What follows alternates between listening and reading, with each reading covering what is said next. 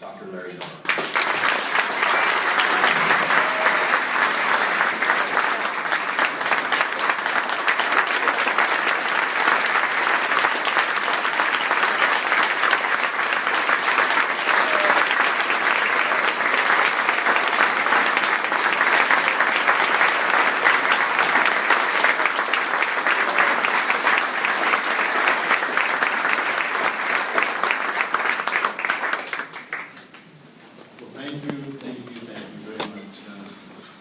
It's a real honor to be recognized. I'm very humbled by your work. Especially gladly on behalf of my great outstanding team that's helped me develop this. I thank you all for coming tonight to help celebrate this event with me and with us. And I thank you for supporting my and thank you very much. This evening I'd like to share with you a little bit the story of EasyIO. Because by doing so, I hope I will inspire you to follow your own dreams.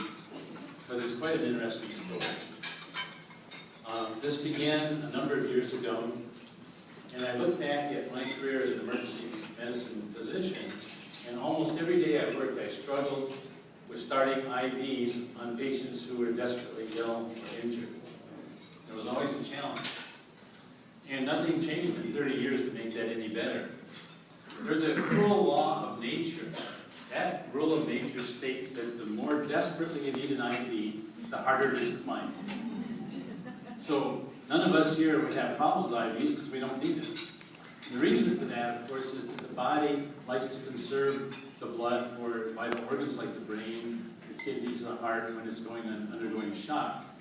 And so it shuts down the circulation to the arms and legs, and that's where the veins are that most paramedics and doctors and nurses find. So it's no fault of the nurse or the doctor that can't find a vein. It's just part of this reflex of the body of self-preservation.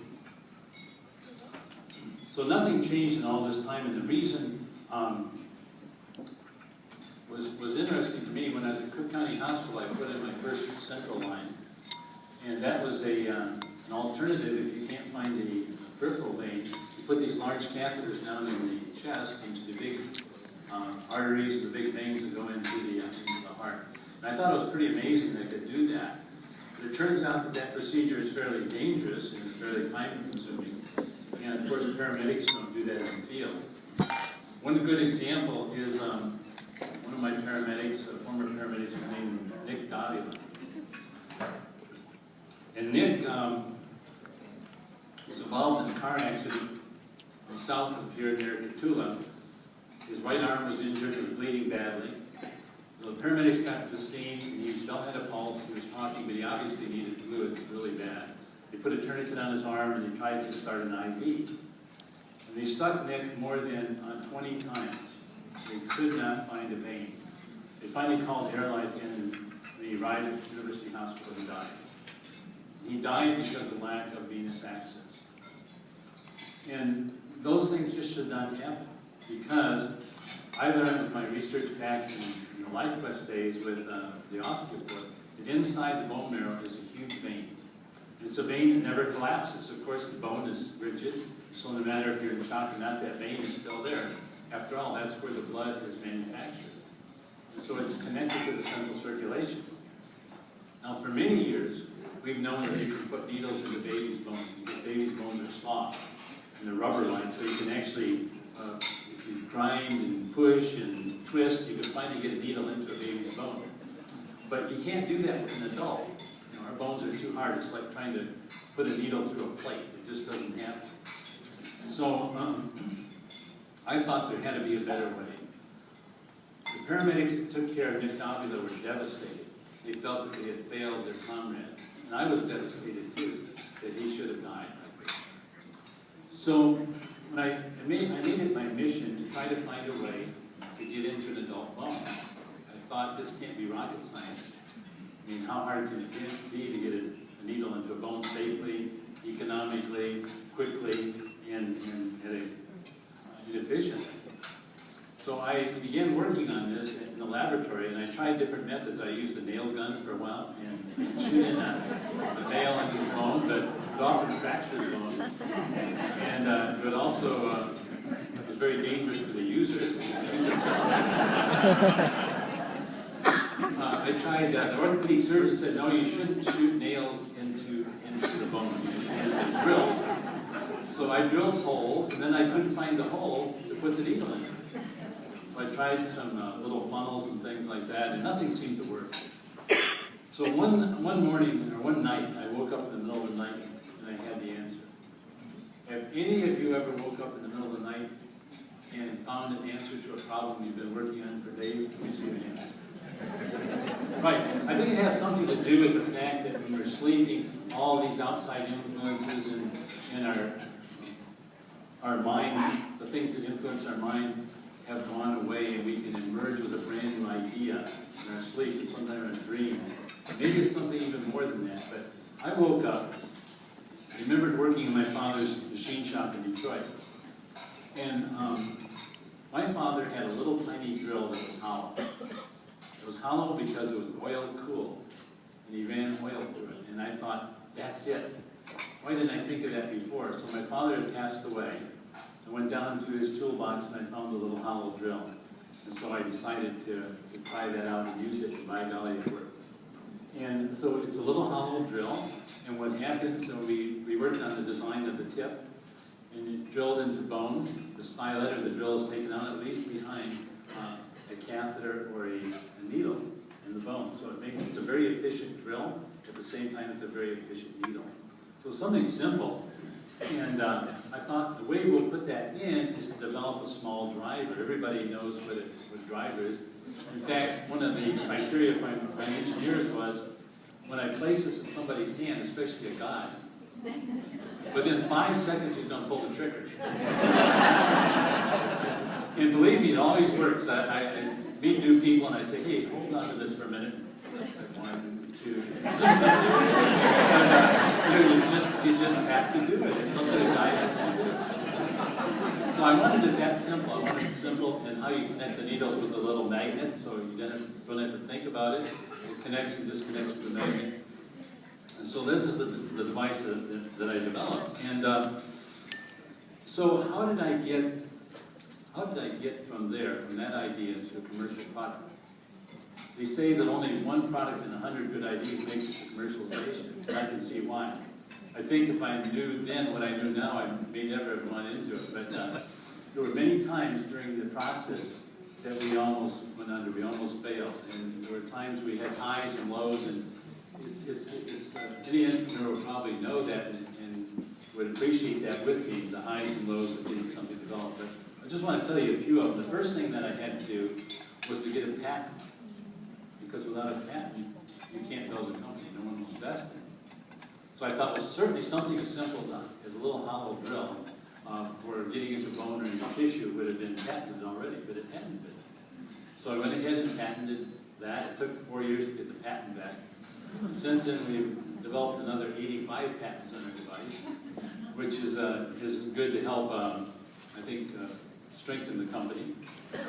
But the first thing we had to do is get the patent. So when I got that, then I knew I needed some help. And so how do you build this company? Well, in my previous companies, I had worked with a gentleman named Eric Eisbrin. He's the brightest guy I know in starting new companies. He just knows how to put the team together, how to get out and scramble for money, and how to put prototypes and things together. And I knew the medicine side, but I don't know the business side. So I had worked with Eric on previous occasions. He was up in Canada at the time, so I said, Eric, meet me. Eric, would you stand up?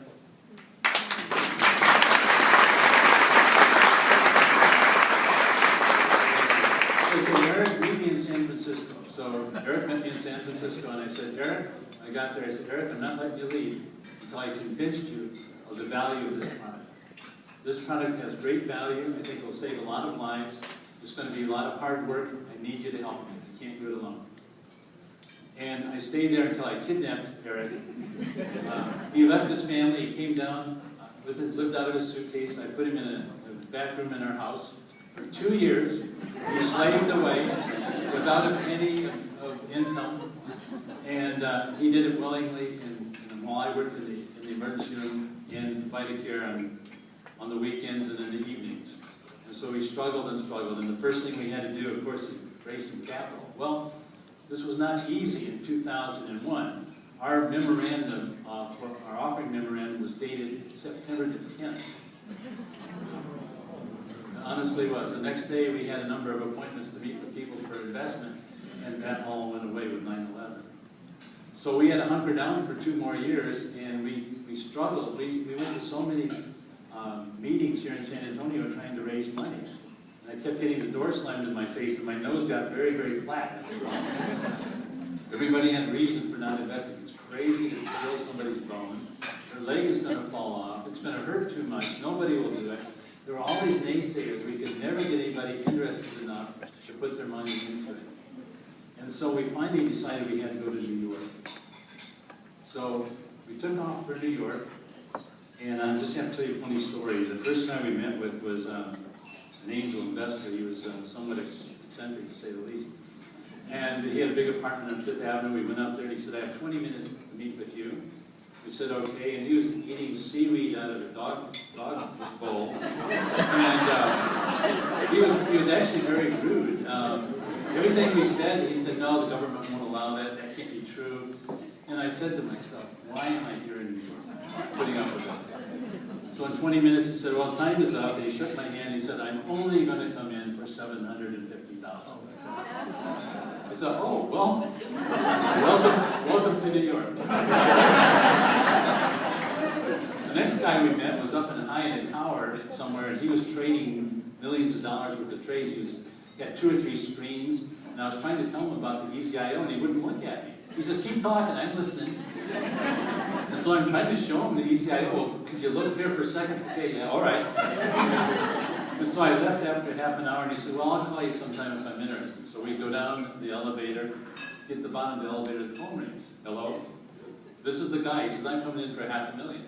I said, whoa. This is the way they do things in New York. Pretty neat. So we had a 2-week Dog and Pony show planned. We cashed out in a day and a half and came back to San Antonio. So it was pretty amazing. That's when I was able to leave the emergency room and come to work for VitaCare first time. You know, it was a big deal for me because I love working in the emergency room. Something I love to do every day. I try to save a life. But I thought to myself, here's a chance to save thousands of lives, not just one at a time.